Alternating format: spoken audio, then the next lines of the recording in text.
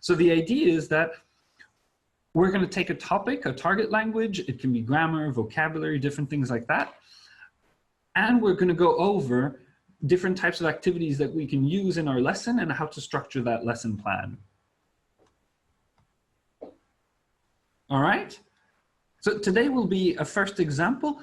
Today I had quite a lot of questions these past 2 weeks actually about narrative tenses. Well, different tenses at different times and different ideas. And here, today I want to focus on that, narrative tenses, because we've got a really, really nice way to explain the narrative tenses and to build them up in a nice way so that students learn to use them fluently and well. So they won't avoid using things like past continuous, past perfect, and they also won't overuse it, because sometimes we have students who, when they learn past continuous and past perfect, tend to overuse it because the rule to them is not clear.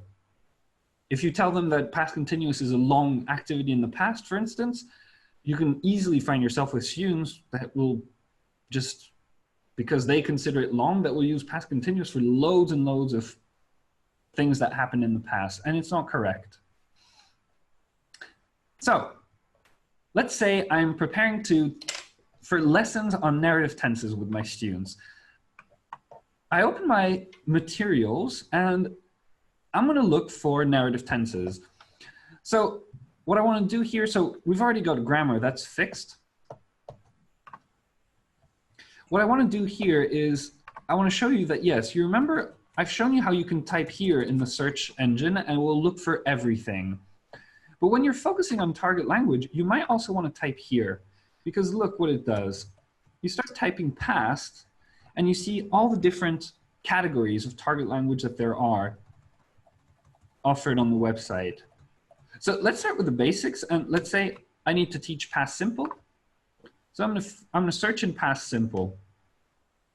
I'm gonna find plenty and plenty of activities there. Well, the first thing I want to do is filter out these activities by level, because past simple, if I'm teaching past simple, this is probably, I don't want speaking activities that include past simple, continuous, perfect, all those things for higher level. I want to focus just on past simple. So let's say they're A2 level. I filter out, and here I have a lot less activities, 2 pages of activities for A2 level, past simple. Then I'm simply going to filter by type of materials. I'm going to start by looking for a P1, right? So here I have, if you don't have a textbook or something like that, these are your supplementary materials. You have 2 P1s, past simple, positive notes and basic practice, questions, notes and basic practice. You're good for P1s if you need more P1s, if your textbooks need supplementing, things like that. You've got your P1s. We, of course, want to focus after P1s on P2s to build the reflexes, to make those things automatic. So check it out. There we go. We have flashcards for all the irregular verbs. Oh, I say all the irregular verbs. You can't really have every single irregular verbs, but the most important ones for that level. I have short answer races that combine different elements. You see, so I can pick a short answer race. If it's at the beginning, they're struggling, we're only focusing on past simple, so I'll take a short answer race with past simple, regular and irregular forms. What else do I see? I see here a short answer race with only regular forms. And then there are short answer races that will combine past simple, present simple, future as well. So check it out. If I click on that, let's preview. There you go. Do you wake up early often? Will it snow tomorrow? Did you do the homework? Who wants to do a quick short answer race with me? Okay, let's try. Olga, let's try. Okay. I need somebody else to time. Who's going to time? All right. Thank you, Masha. So, Olga, are you ready? Uh-huh. I'm going to ask them in random orders. Okay. This is just again to demonstrate because P2s, I understand, everybody understands. P2s are drilling basically, but I always want you to remember that drilling will be effective if you do it properly in a proper build-up where you're slowly building up in confidence for the student and in difficulty for the exercise. So Olga, here I'll consider that you're A2 level, okay? Okay. And that if I'm mixing tenses here, you've already done a few short answer races with past simple. So you're A2, but you're already at a certain level. So we'll do it a first time slowly, okay? Are you ready, Olga? Yes, yes. I want you simply to answer, yes, I did, no, I didn't. Okay. Yes, I do, no, I don't. Yes, I will, no, I won't. Things like that. I'm not going to check whether you're answering the truth or not. I'm just going to listen to the grammar, okay? Are you ready? Yes. Ready, steady, go. Did you do the homework? Yes, I did. Does it snow in the winter here? Yes, it does. Will it snow tomorrow? No, it won't. Did you go to bed last night? Yes, I did. Last night. Do we have English lessons on Mondays? Yes, we do. Did we have lessons last week? Yes, we did. Do you wake up early often? Yes, I do. Do you call people often? Sorry? Do you call people often? No, I don't. Did I call you yesterday? No, you don't. Did I call you yesterday? Yeah, no, you didn't. Is the teacher going to bring cake to the next lesson? Yes, he is. Are you going to go to bed late tonight? Yes. Perfect. What was the time, Maria? Mm-hmm. Perfect. Okay. So Okay. first we do it slowly, 42 seconds. Now 42 seconds, that's good, Olga, but I know you can do much better. What's a good challenge here? What do you think? 30 seconds. 30 seconds. Okay, that's ambitious. It's very good. You remember, a challenge needs to be a challenge. So if it's too easy, if you do it the first time, it's not really a challenge, and students will notice that and they will lose motivation in the activity and they won't build their reflexes.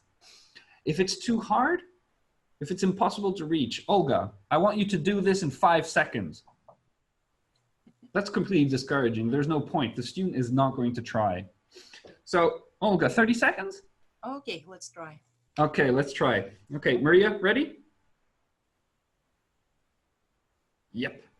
All right, Olga, ready, steady, go. Do you wake up early often? Yes, I do. Does it snow in the winter here? Yes, it does. Is the teacher going to bring cake to the next lesson? No, he isn't. Did I call you yesterday? No, you didn't. Do we have English lessons on Mondays? Yes, we do. Are you going to go to bed late tonight? Yes, I am. Are you going to eat at a restaurant tonight? No, I'm not. Did you go to bed late last night? Yes, I did. Do you call people often? No, I don't. Will it snow tomorrow? No, it won't. Did we have lessons last week? No, we didn't. Maria, I have the impression I asked the same card twice. Yep, 30 seconds? Yeah. So good job. That's a very good job. That means that we could have challenged you even more. Mm-hmm. So, okay, we won't do it once more again today together, but you see the whole idea. The students need, the whole thing is that at the end of P1s, the students need to be confident that, yes, this is a reliable rule, it always works, and the form is clear. Mm-hmm. So they're confident that they know.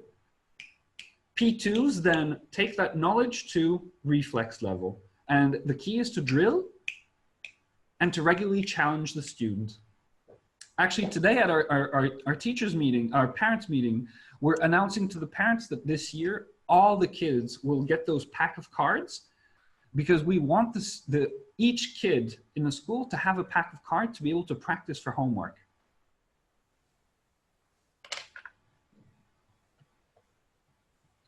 Oh, Maria, 30:48. So it wasn't exactly 30. There's still room for improvement. So that's a short answer race, basically showing all the different elements. You have here, Olga practice past, and she combined it with two things that she had learned before, present and future. So here you have it, a short answer race for past simple. I'll go back to the materials. As you can see, the website remembers your filters, okay? Mhm. So we were looking for past simple A2 level P2s. We found them. We found different short answer races for different uses, flashcards for irregular verbs.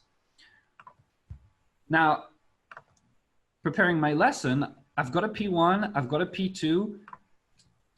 Let's check for a P3. If I don't have a lot of time for a big speaking activity, I'm going to look for a P3. All right, so what do I see here? Well, besties, it's P3 and production. We'll talk about that later, so those can be combined in different elements. I'm more interested in strictly P3 activities. So here I had liar end of course review. So that's a good activity for an end of course. Do you know liar games? We talked about it last week. Yes, a little bit, but maybe it's better to revise. Liar game, I'll quickly open it to show it. Yeah. Two statements are true and one is false. Yes, that's for first lesson activities, and for end of course review, a liar is basically the students first rearrange the words to make the questions, but then the review is also in speaking form. So in pairs or in larger groups, students ask each other those questions, and they can ask follow-up questions to try to pick at the details and find out if the other person is telling the truth or lying. That's an end of course review as a liar game.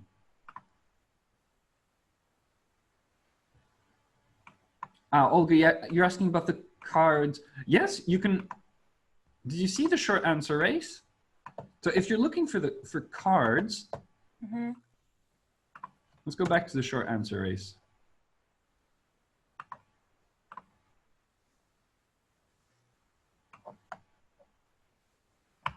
Let's say here we have a short answer race, strictly past simple with regular and irregular. What I recommend you to do, I know there are a number of teachers and schools that do that with our website. They simply print the activity once, you cut them into cards, you laminate them, and you have your cards set for the entire year. Okay, thank you. It will save a lot in terms of your time cutting and the trees, of course. Less printing of paper. If you print all the time, it's more time, of course. So yeah, you have all these cards, short answer races and everything. They're right there. You can print them, laminate them, and you're set to go for the academic year. Great. So back to P3. There we go. So yes, there's this liar end of course review. I wanted to show you what happened yesterday. Some of you might have heard of this activity before. So there are different ways to organize the activity. It's very simple. One picture represents the morning and the other one represents the evening, okay? And students are basically going to make up a story of what happened in between. So let me show the preview.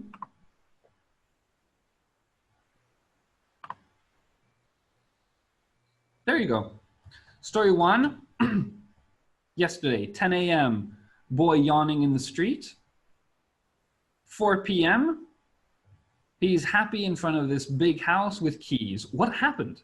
What happened yesterday? What drove this little kid yawning on the street outside block of flats to being so smiley with keys of a large mansion? Yesterday, this girl, 9 a.m., she's eating breakfast. 5 p.m. yesterday, she was petting a monster or an alien in the street. All right? Students are going to make up stories, and you have a bunch of them. For the pictures, we do not give students words here. The pictures, this gives students a bit more freedom.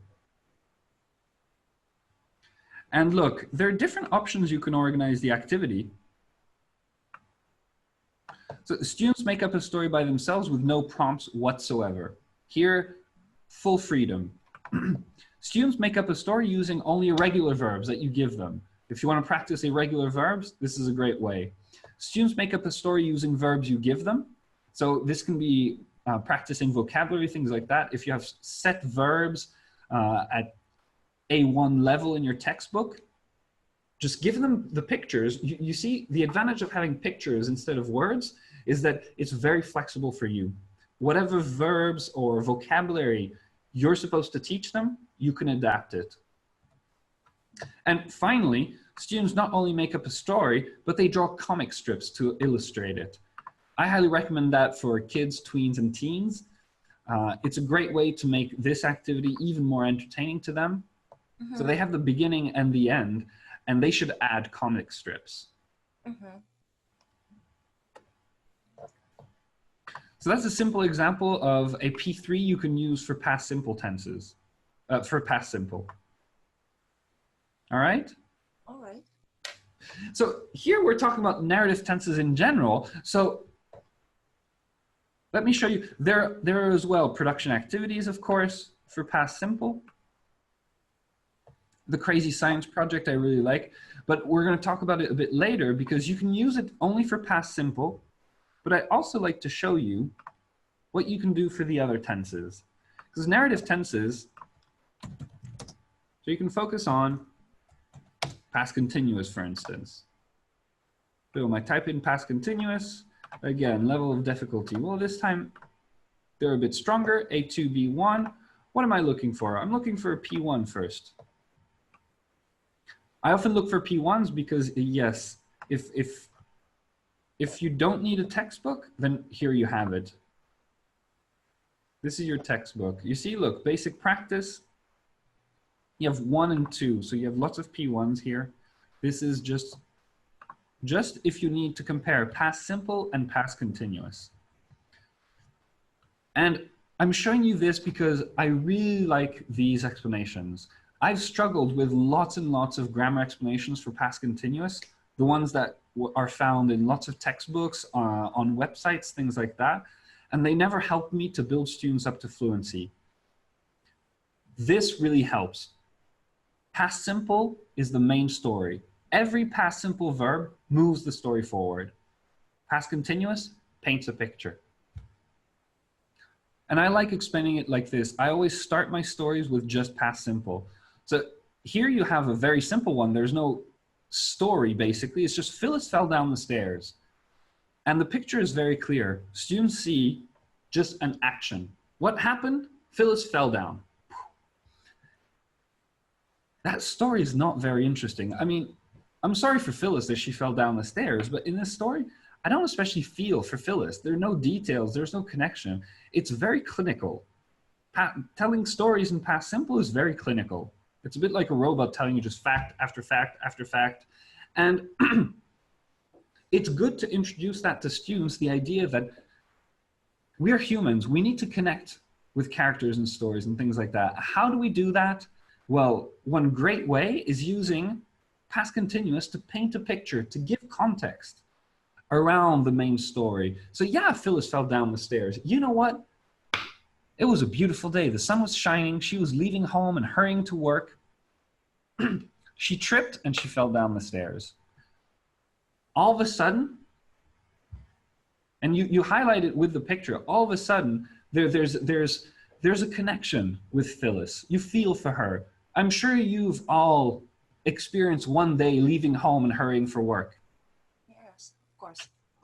Now you can feel for Phyllis. You can understand why she fell down the stairs and kind of hurt for her. And, oh, poor Phyllis.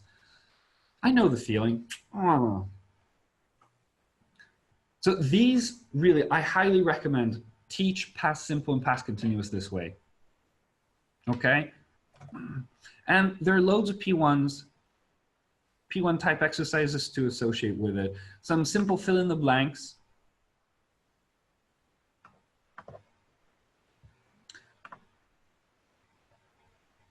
But I really want to show you this. Now, if you've been to my TPD courses, you've seen this. These are called 3D stories. The whole idea is for students to practice telling stories from clinical to interesting. So we give them stories like that. I bought a horse. I took the horse to class. My teacher got angry. She called my parents. Here we have just fact after fact, a clinical story. I bought a horse. I took the horse to class. My teacher got angry. She called my parents. Now, ask your students to try. Sorry? No emotions. We can't feel. So Exactly. Again, here there's very little connection to the heroes of the story, the characters, to the context. Even though we're teachers, we can imagine this. I don't think any of you have ever had a student bringing a horse to class, right? near the school, actually, we have some horses. But they don't bring it to class, right? Yeah. Okay, you reassured me. Luckily. Never know, you never know. Mm-hmm. Not a normal one. Ah, not a normal horse?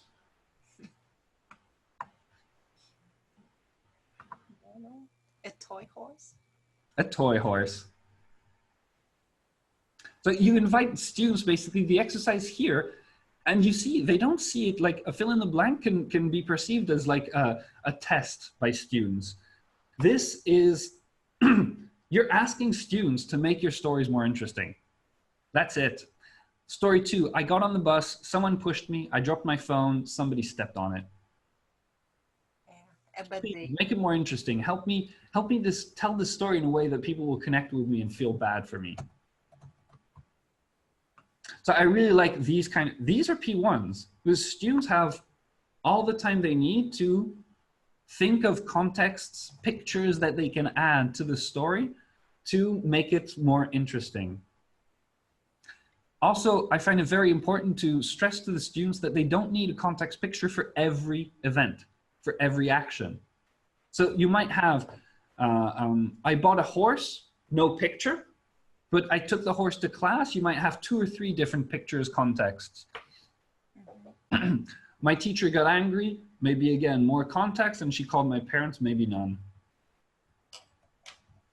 More fill in the blank exercises. These are all P1s.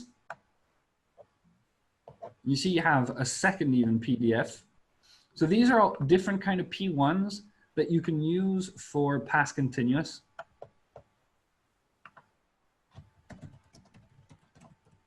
Same thing, if you're at a bit of a higher level and you want to introduce past perfect. Oh, let's reset the level. Past perfect should be a bit higher. There you go.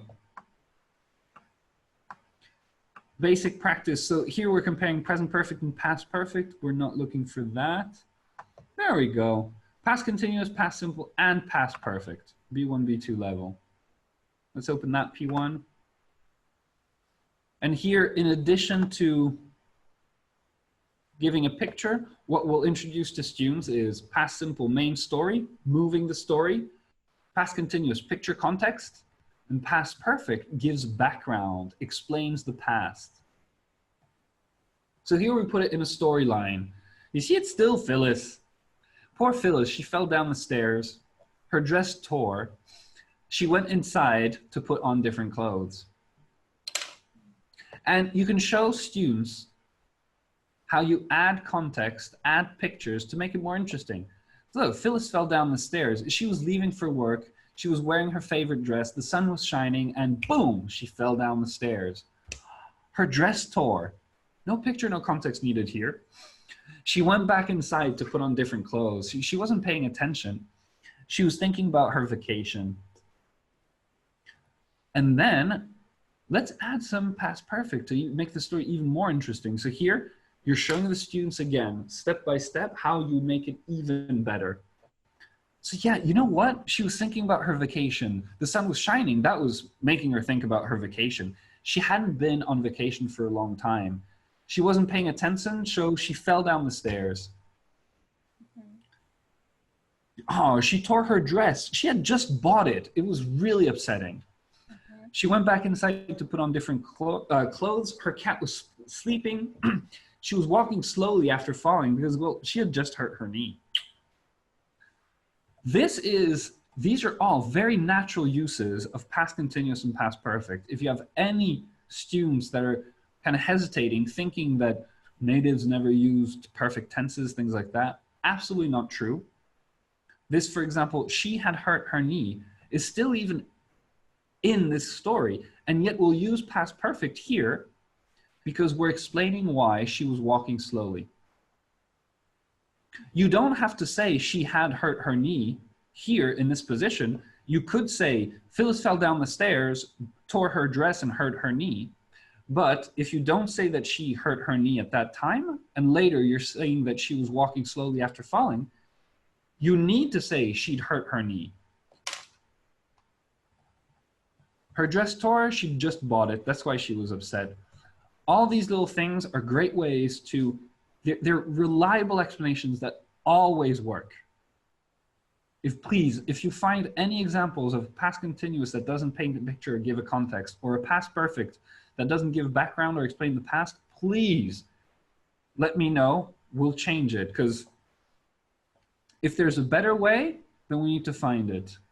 But for now, really, I find these are consistent explanations, and students, they feel confidence in these tenses. And finally, they have a reliable rule and a clear use. I mean, this is a communicational necessity. This is why we use these tenses, to explain the past or to paint a picture.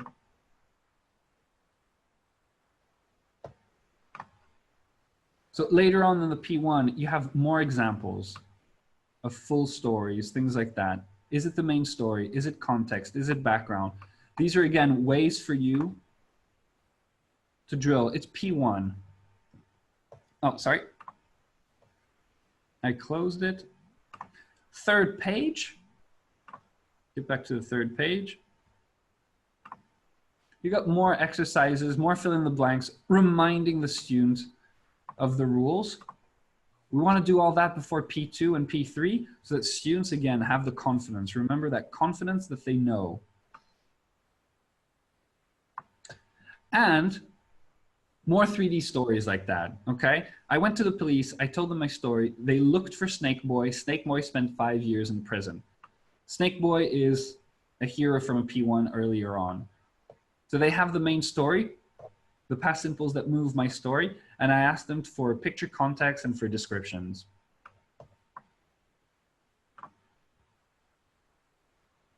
And here I have more 3D stories. But here it's not just with past continuous, it's also with past perfect. Alice got a new job, she discovered a virus, she saved the company millions of dollars, she bought a new car. Clear?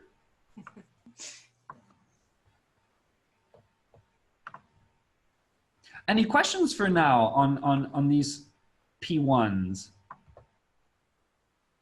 No. No? No? So, as you see, I highly recommend. Today we're talking about narrative tenses, past tenses. So I'm focusing on those. We'll have future webinars on any target language you like. I highly recommend, when you know what target language, I always start like this on my website. So here I'm looking for past. And depending on the tenses I want, I type them in. I see what options I have. There are different options for past perfect depending on the uses. And I also want to show you one very important label. It's called past tense comparison.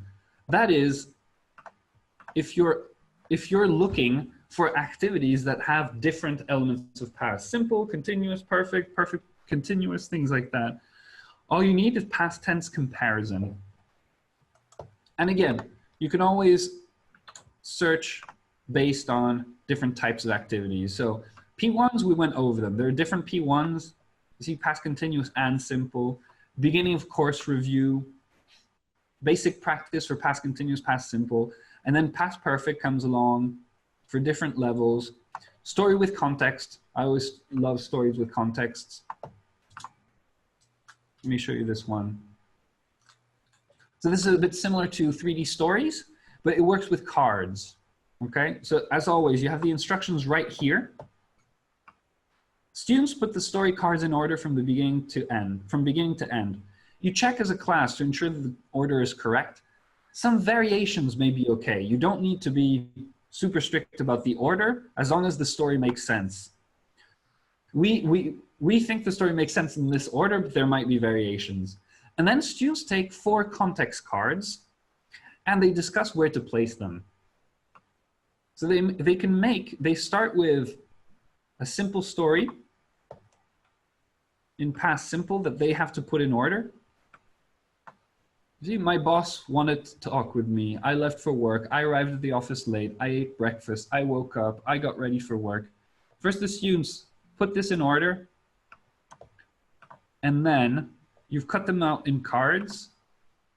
And they randomly take 4 contexts. I was wearing my favorite hat. Everybody was crying. I was talking to myself. Old ladies were walking nearby. I was painting a picture. My friend was throwing eggs at me. They need to discuss where it would be most appropriate to paint that picture. It's a lot of fun. It's a very flexible way for students to play with painting pictures. Mm-hmm. I saw in the chat, oh, you don't like some of the pictures? I'll talk to our designer. And this description for what's the difference between picture and description? It's the same thing. It's explaining the past or giving background. So Olga, you don't like the pictures, huh? Yeah, some of them. Yeah. Some monsters, strangers. There are some monsters, yes. Yes, absolutely.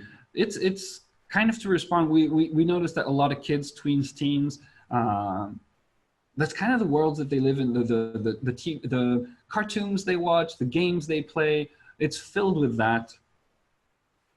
So look, I just wanted to show you that past tense comparison, if you look for P2s, you're not going to find any.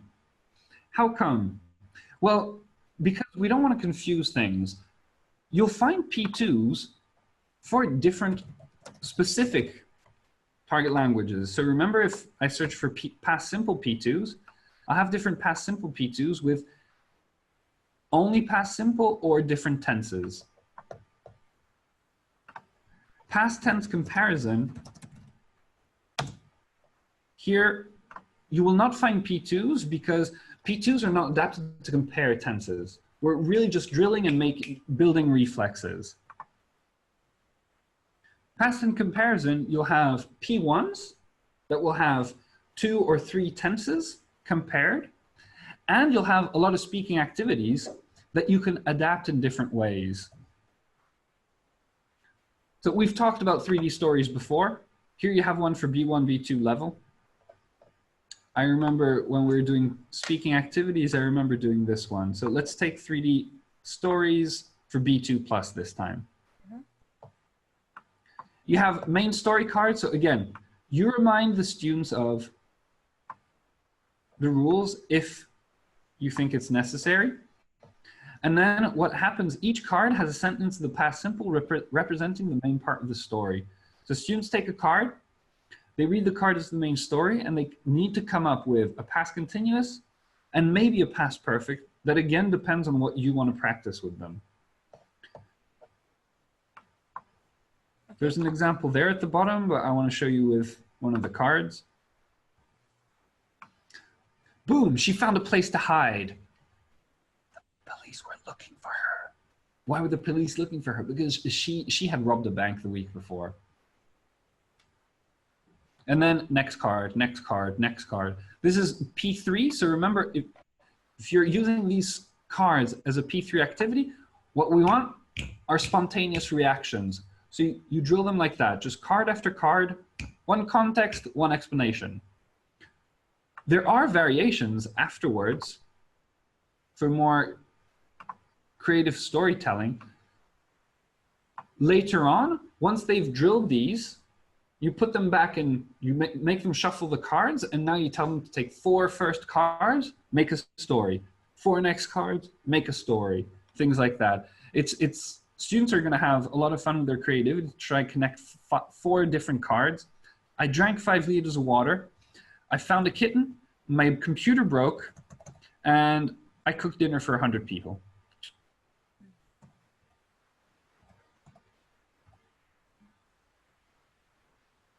So the story here would probably be something like, well, my computer broke. First, I was really upset, so I left home because I was in the middle of watching the season finale of I don't remember what. There I was walking outside and I found a kitten. I found a kitten. The kitten made me very, very popular. I made loads of new friends. That's why I cooked dinner for 100 people. And honestly, I was so exhausted afterwards that I drank 5 liters of water. Something like that. You quickly connect the 4 cards in a story, and there you have a story. Pretty clinical, all in past simple, and then the students have fun developing the story with more context, pictures, background, explanations. Clear on 3D stories? It's quite clear. Yeah? So this is a very good P3 type of activity to compare past tenses. We moved from past simple to past continuous to past perfect to continuous, perfect, and simple together. Now we're comparing them. So we have 3D stories, similar. I want to make sure I show everything I want. Similar P3 where students can have fun with different past tenses. Criminal stories. Each group or pair needs a criminal card, and the students write stories that answer the following question. How did the person become a criminal? How did the criminal get his or her name? How did the police catch the criminal? I saw a question come up. Oh, Masha, perfect. Yesterday I found a kitten. I took it home. It was so lovely that I let it live with me, but I need to cook dinner for 100 people. While I was busy, the kitten... What? Kittens. You can never trust them. So back to our criminal stories. That was very good. So look, all you're going to give them is the name of a criminal. Well, the nickname of a criminal. And they're going to discuss, I love Chicken Man, Babyface, Sammy the Bull. So the students are going to answer these questions first to start building their story. And then the students brainstorm together in their small group. And this can be future writing practice or speaking practice, because the students can actually kind of perform a rendition of the story for the other groups, or they can write it. These are criminal stories. So let's think of Babyface. How did Babyface become a criminal, huh? Bad luck. Sorry, by luck? Bad luck. Ah, bad luck. Bad luck. Okay. Bad luck. He's got a baby face, but he hung out with the wrong Maybe criminal. it was a very pretty girl, Babyface, and she became a criminal. Yeah, all of a sudden.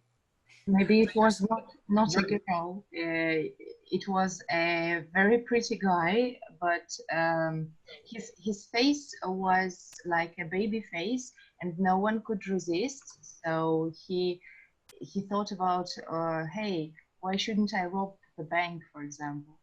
And he did it. You're kind of already answering how he got his name. You're saying that he got the name Babyface because he or she was so pretty. Yeah. Okay. Now, how did the police catch Babyface then? There was a police officer who didn't like babies, and he caught him because he wasn't, he didn't want to feel sorry for him. Okay. It reminds me of a few P3 shock cards that we have on that as well. I think there's one that says something like, "Aren't you afraid of babies too?" Yes, I am. So that's the cop, right? That's the policeman who caught our Babyface criminal. This activity is loads of fun, and again, you can use it only with past simple and continuous, or all three at different levels. Students have a lot of fun with these criminal stories. So I showed you 3D stories, criminal stories. I remember showing you explain yourself. Should we very quickly go over again, explain yourself? This procedure is very simple. This is the most basic P3 activity I find for narrative tenses. You cut out the cards, they're in a stack, and students are going to take them one by one, so it's really spontaneous reaction. One student reads the question, and the other must quickly explain themselves. So, surprise. I saw you yesterday. There were 3 people were carrying you and singing.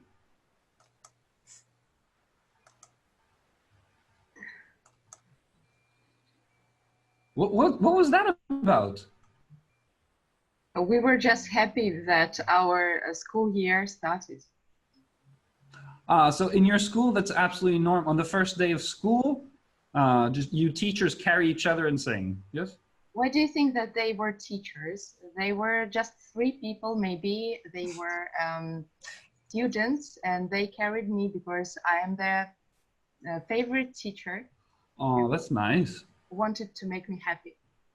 Well, were they singing something specific? Like it was a song that they wrote for you or something? I don't We think don't so. need no education, maybe it was. Oh, yes, yes. That's their favorite song, I think. So that's how you start the academic year. You have your students carrying you and sing "We Don't Need No Education." We always learn it in September. Perfect. Okay, I'm not gonna do another card of explain yourself. I think it was very clear. It's very useful, and it's very easy for students to get into. So I want to show you explain yourself and explanations for parental figures. That's even C1 participle clauses. So we'll take a look at that another time. I wanted to show you some activity that I found also fun called historical events, where you don't really need to do much. It's actually loads of fun, and you can adapt it to the students that you have. So here's the procedure. All you need to do is come up with a list of historical events. It can be political history, sports, pop culture, anything that happened that was memorable to your students. That's all you need. Like if you have teens, just find out like creation, the day YouTube was launched, the first Russian YouTube blogger, for example, the latest release of the most popular video online. I don't know, is Gangnam Style still the most viewed video on YouTube? I remember that for a while it was. I don't know if another video has broken the record. Even those kind of historical events are valid. They speak to the teens. They will love those. Adults, it can be political history, sports, things like that. We're in St. Petersburg. A very easy way, if I have guys in the classroom and I know they like football, I can just do the last 3 titles of Zenit. The last 3 times that Zenit was champion of Russia, or even champion of Europe. I'm just going to write down the event, okay? The goal is here, number 2. Students try to remember when the events happened, and then students discuss the context and background for the time when they found out or saw it happen. So they were going to discuss, for example, oh man, yeah, I know Gangnam Style is the most viewed video on YouTube. They're going to talk about the context the first time they saw it, why they saw it so late, for example, things like that. And here they're just, you'll see that it all depends on the events that you pick. If the events you pick speak to the students, you will have no effort whatsoever to get them speaking. They're going to share their emotions about that event. Any questions on that? I know it's the first time I introduced this activity.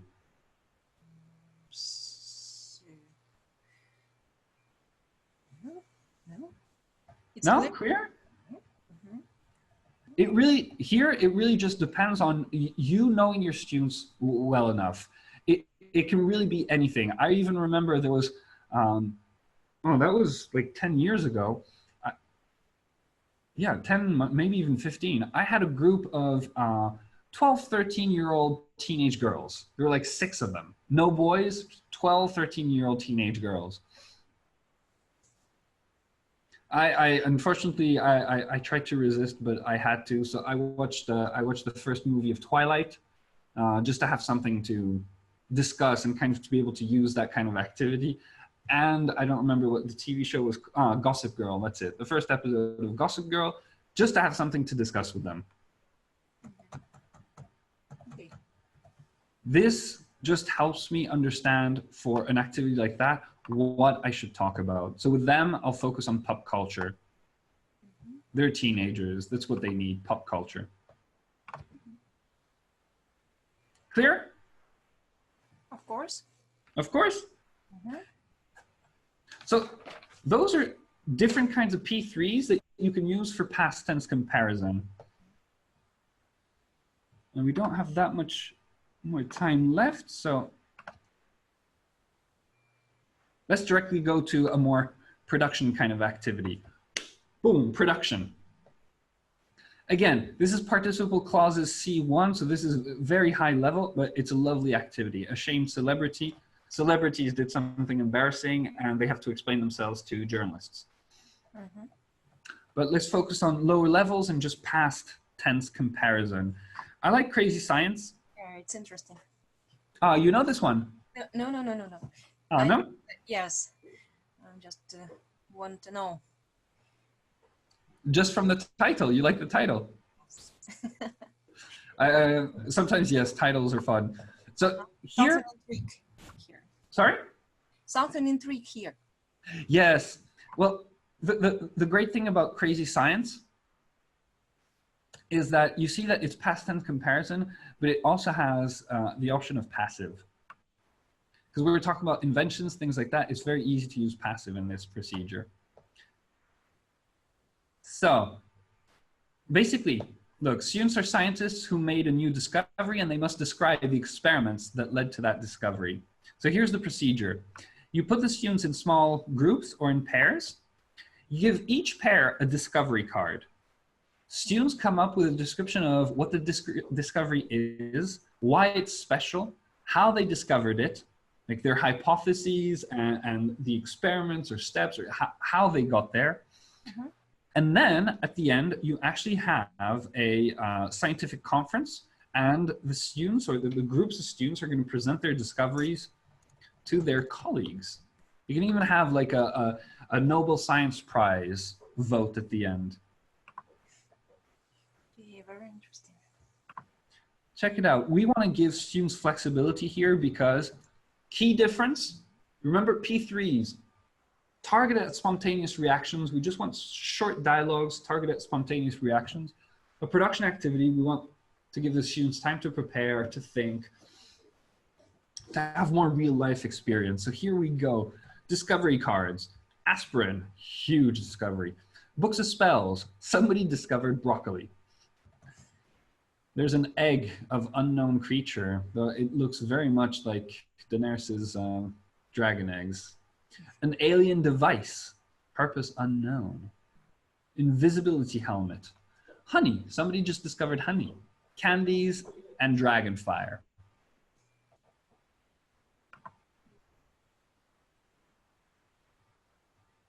Twilight wasn't so bad. Yeah. I want to discover honey. So, okay, tell us. Maria, you discovered honey. What led you to discover honey?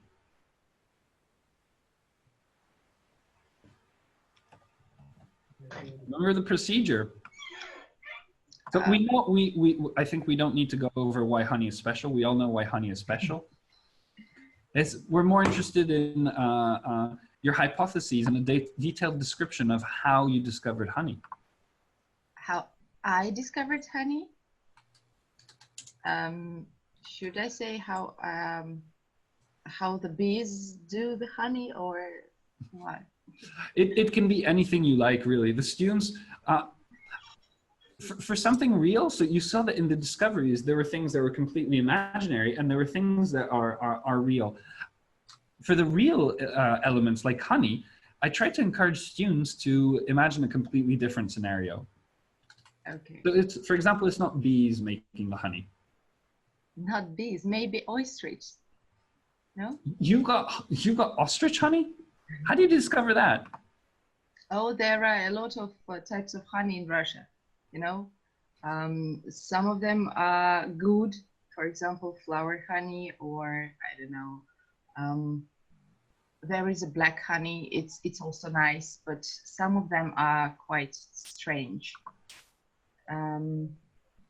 We can say that there was a strange story with a group of scientists.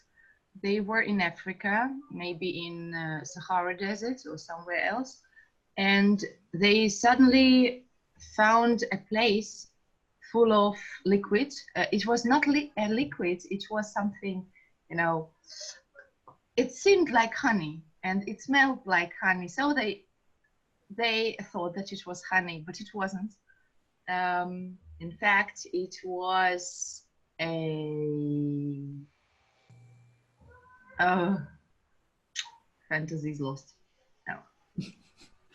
That's why it's good to be in group and to brainstorm. I think no, you are on the right track. They thought it was honey, but actually it was just a lake of ostrich milk, right? That's what you would say. Because the ostriches, they don't give milk directly to their babies. They're actually in a group. They gather all their milk together in a kind of milk lake, and the ostrich adults go around the lake, defend them, and the little ostrich kids go to the lake and drink directly from the milk lake, right? That is awesome. Yeah, exactly that I wanted to say. Yeah. I know. Perfect. So that's crazy science. It's a lot of fun.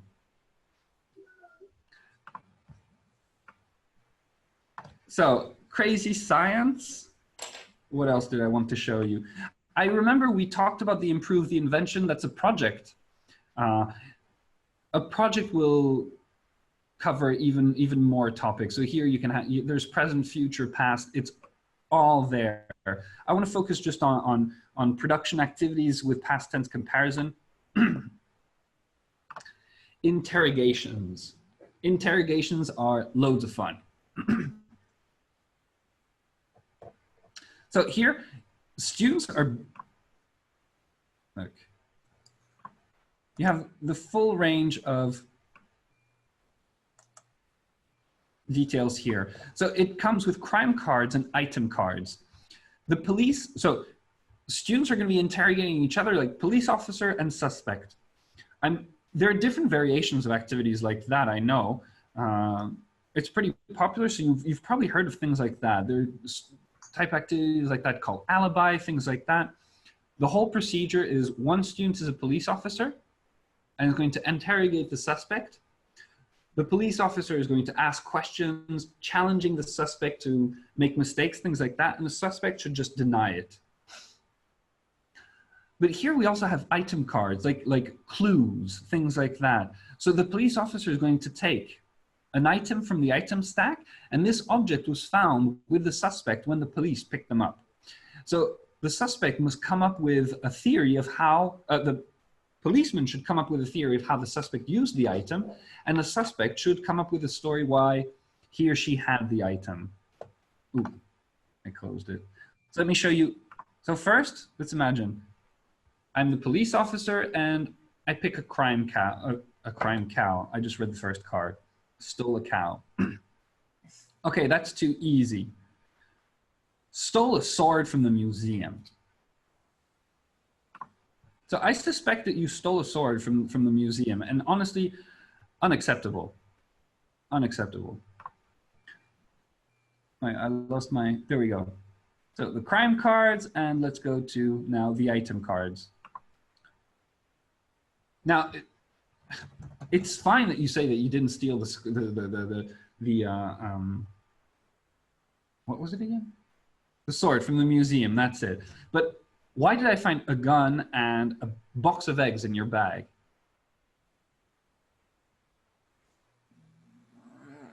Actually, I was going home and I was going to cook omelet. You were going to cook Yeah. all those eggs? Omelet. Yes, why That's a not? bit much. But I have a huge family, and so How huge? 3 of ours. 3? So that's 6 eggs. That's 2 eggs per person? Yes. All right. It seems reasonable. Uh-huh.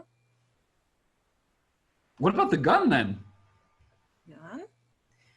To take some measures of precaution. Maybe. From your family? No, Do they get very nasty when you in the don't cook your yard. eggs No. properly? It was late at night, and so actually we need to be very careful, you know. I understand, but you're telling me that you were bringing eggs home. So you're Most- making an omelet for dinner? Yes. What's strange? That's not that typical. Usually omelets are like for breakfast or for lunch, something like that. Just a light supper. Don't to get fat. 2 eggs per person? That's a light supper to you. Milk, sausage, cheese, tomatoes. You see, that's broccoli. an English breakfast. You're describing an English breakfast. No, it's not. It's quite a good supper. Oh,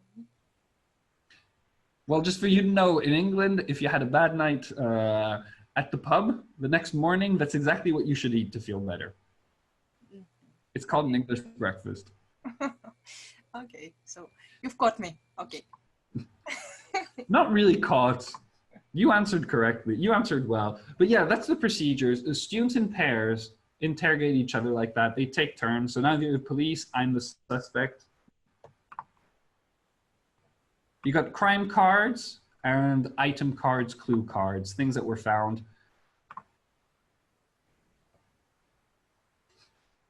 Exactly. Still, interrogation, very similar. Parent interrogation, that's for kids, teens, tweens, they'll love that. Here it's not the police interrogating you, but parent. Student A is a parent asking their child about the weekend. Student B plays the child. Now, student B is going to pick a character card, but doesn't show it to his or her partner. So you have one student is the parent behaving in a very parenty way. Why didn't you call me? Why did you do this? Why did you do that? The child actually has a character card that is secret. And you're going to see that the character cards are going to make those parent interrogations go in very weird ways, because the parent basically doesn't know how old the kid is. Look. Businessman, businesswoman, firefighter, surgeon. You have a 6 years old, you have a spy, artist, gangster, superhero, famous actor, actress. And yet, these are the questions of the parent.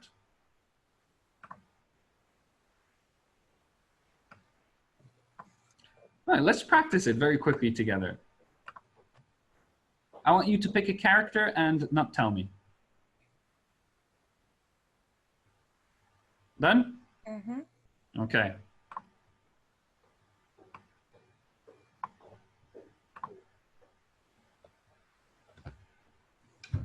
So what did you do last weekend? I was having rest. You were having, you were having a rest? Why didn't you answer my phone call? Or It's unbelievable. I call week after week, you never answer. very often I just don't hear the ring.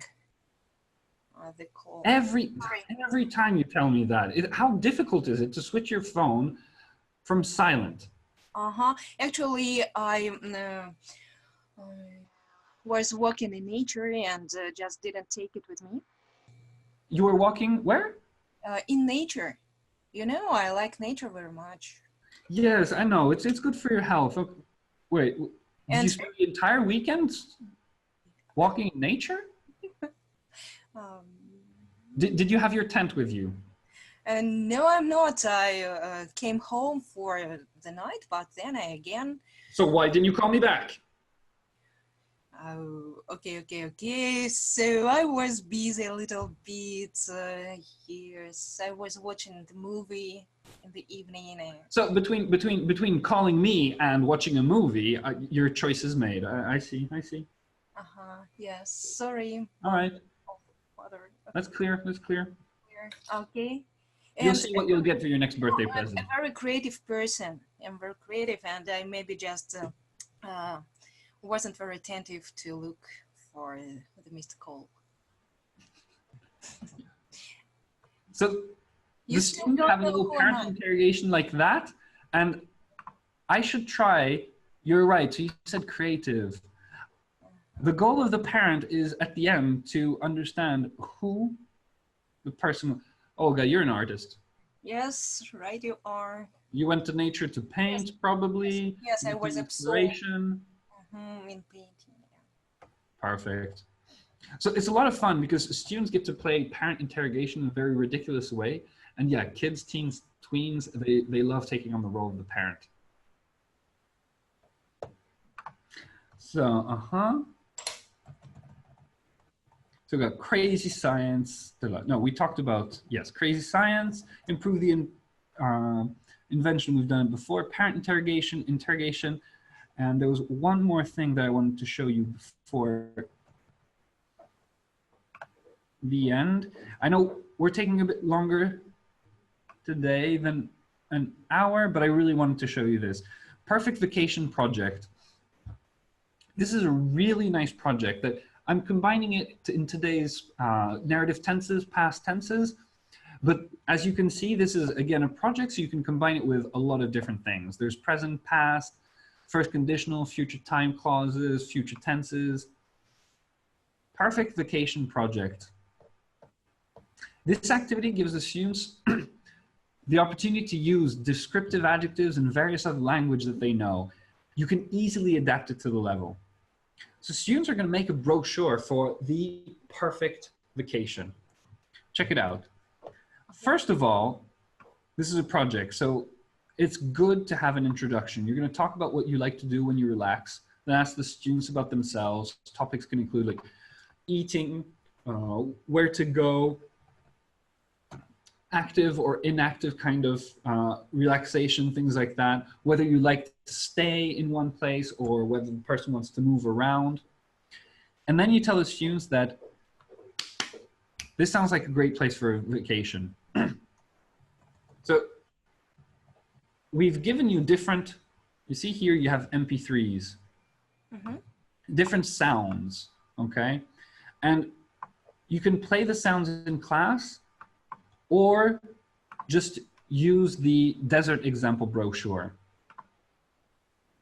So this is an example that you can give students for your brochure. This is the holiday the perfect holiday that you planned. Super vacation. Clear? The students, their project is to do the same. Develop a brochure for the perfect holiday destination. In pictures, yes? Sorry? In pictures? In pictures. Yes, well, in pictures, there's going to be a lot of speaking and or writing. The picture brochure it's a way to engage the students, to motivate the students. They need to have a proper project at the end, something to show others. So that's the example. You show them the desert example brochure. Tell them that they're going to make brochures too. You hand out a brochure template to each group of students, or each student actually, if you want these to be individual activities. And you play each group or individual a sound. Students design brochures based on the sounds that they hear. Clear? Clear. When students finish drawing and coloring their brochures, they're going to talk about what they're going to do on the vacation when they go there. So here it can be a speaking activity. It can also be a written activity. They'll write down their own ideas and things like that. They'll speak, brainstorm with each other, and then students then present everything to the class. Okay, so with sounds, it's really a great idea. Exactly. The idea is just to inspire them with sounds. Yeah. You see, there are different activity extensions. So there's, of course, travel agency. They can take somewhere there. They can try to convince a partner to go on that holiday. This is the past one that I really like. They went on the vacation and it was horrible. Students called the travel agency who sold them the holiday and complained. They tried to get their money back, for example. So this is a great project. This activity extension is a great project to do for past tense comparison. Option 3, students talk with their partners about their vacation after they visit that place. Again, past tense comparison. They discuss what they did, whether they liked it or not, whether they might go there again. It's a very natural way for students to talk about holidays. As it's the start of the academic year, it's quite typical. A lot of lessons start like that at the beginning of the academic year, comparing holidays, things like that, talking about your summer. This is a great alternative. You combine both holiday, creativity, engaging the student, and you can use it in a flexible manner to adapt it to the level of the students and what they know. So yeah, you have we included different sounds, but you can easily find different sounds online. We had an audience laughing, some frog sounds. Why do you have 2 frog sounds? I'll check why we have 2 frog sounds.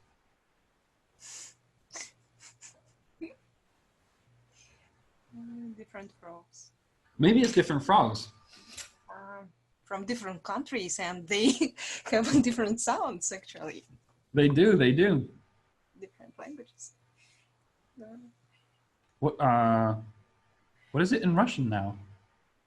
Kwa kwa. Kwa kwa, okay. And in English, kwa kwa. Ribbit. The same. Ribbit, ribbit. Ribbit. Ribbit. So different sounds. Yeah. There's the same with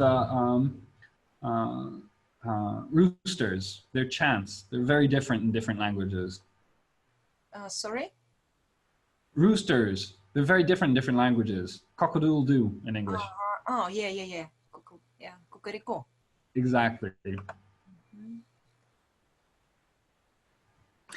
All right. Do you have any questions on this, the perfect vacation? No. No, that's clear? Yeah. All right. I'm going to have to end our webinar. Sorry? Vacation is always perfect.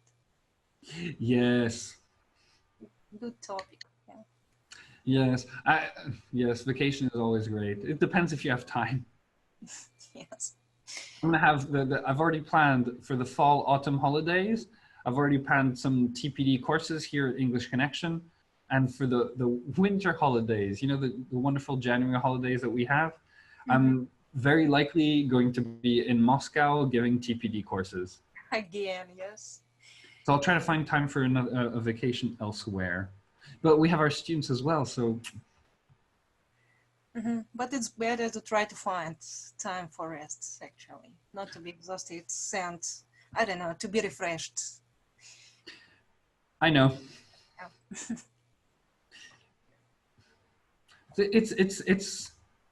It's not. I don't always consider it a job, really. Teaching is wonderful. I love it, and yes, it is difficult for teachers to think of holidays, to think of vacations, which is very funny because a lot of people who are not teachers associate teaching with 3 months summer holiday. That's very far from reality. But it can be. I had this summer. No, Olga, you were at my TPD course. Yes, and I had a session in June, actually, at my university. Yeah, I was studying. It's absolutely normal. All right, but I agree with you. We need to find the time. Okay. A happy teacher makes for happy students. Right. All right, we'll end the session there today. As usual, I'll upload this video on YouTube so that you have references in the future, okay, if you need to watch it again. I hope it was clear. Targeting on past tenses this week. I was thinking of doing present perfect next time. What do you think? Why not? Why not? Do you have anything else in particular that you'd like to take a look at the beginning of the academic year? Maybe present perfect is not that urgent. I thought of comparatives as well. Oh, you're welcome. I don't know, yeah. You're welcome, Masha. Really, No, actually, how about the TPD courses, Natalia? Well, I'll send that on social networks and by email. We'll have 2 TPD courses here at English Connection in St. Petersburg. And I'm going to Tomsk in October. I'll give a TPD course there as well. So Maria, you agree, present perfect would be useful, yes?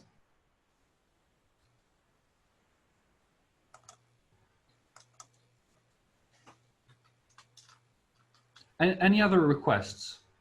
Just I want to make sure, because we will always have time to do present perfect, but it might not be urgent for you right now. You might have more pressing topics in your course programs.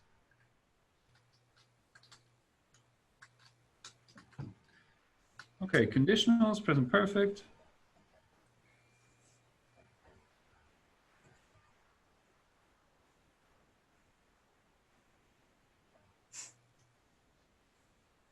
Okay, okay. So let's plan next session on present perfect. Maria, I noted down conditionals as well. Reading rules and prepositions.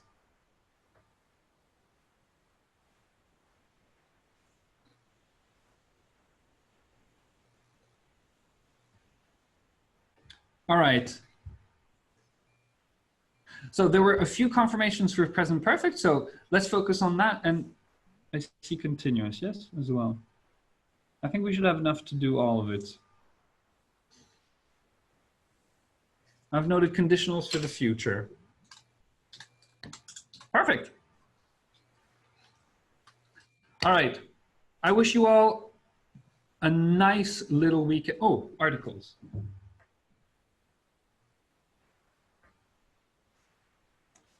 Perfect. All right. As usual, I really want to insist, if you have any questions, any comments, any requests, any needs for new materials, like you're looking for a material for a certain target language, and on our website, there's nothing for that or not enough yet. Let us know, please, because Tom and I create new materials every week. If we know what you need, we can help you even better. And just simply communication, I'll help, okay? Let me know what you think, let me know what you need, and I'll help. I don't know if I'm a grammar master, but thank you.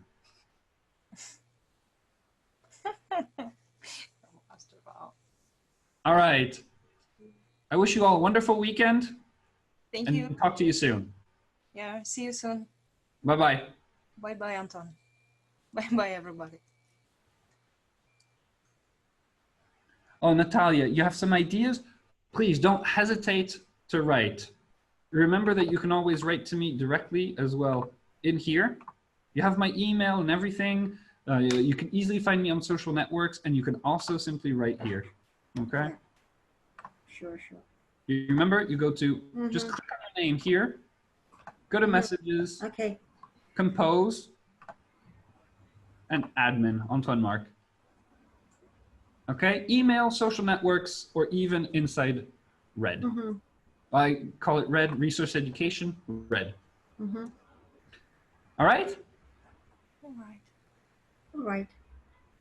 All right. Bye-bye, everyone. Have a great weekend. You too. Bye-bye. All right. Bye-bye.